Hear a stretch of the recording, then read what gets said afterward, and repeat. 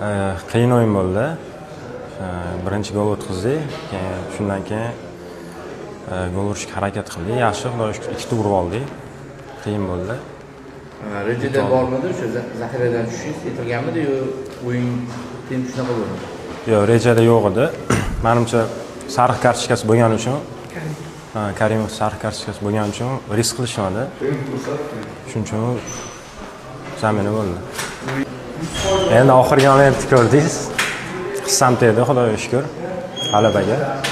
Xursandman. Olmaliqda o'tkazilgan qanchalik yordam berdi? Chunki o'sha Olmaliq qaysidir mana shu kambeklar makonligimiz Jahongir aka aytib turgan.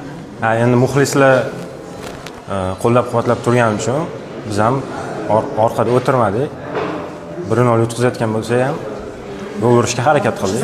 Umumiy bunaqa ko'rsatmalar bo'lmadi, faqat shu standartlarda kim bilan o'ynashmayapti, atak bunaqa qanaqadir